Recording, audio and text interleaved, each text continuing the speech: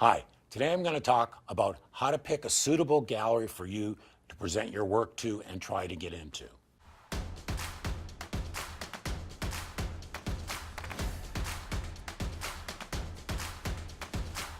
Hello everyone, my name is Mike Svob and welcome to my channel.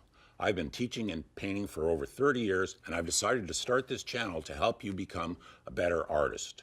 If you stay with us on this channel, I will answer your questions on a weekly basis about how to become that better artist. When I started out, again, a good place to start for me at that time, as for you, if you're starting out, is to get in a gallery that's starting out, because they will not have a lot of established artists, because established artists are already committed to all these other galleries that are already established. Now you're starting out, so you should go in a gallery that's starting out. So that means a newer gallery, a gallery that hasn't been around so long. What you'll find is if you go in one and it's starting out, they're good people, they do well, you'll do well with them. The problem is you don't know if they're going to do well and they don't know if you're going to do well, but you're both going to find that out together.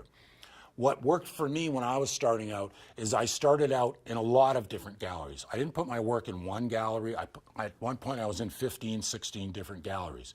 And over the years I've whittled that down and I'm only with the galleries where we really get along, we're really simpatico, we like each other. But I've been with most of them for a long, long time because it works for both of us. Now they're all developed, established galleries. It's very difficult to get in those.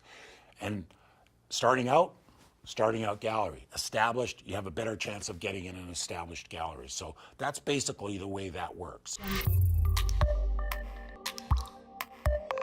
I hope you found this information useful. And I have a handout called How to Fix Your Painting, and you can get it by clicking on the link below. And thank you for watching.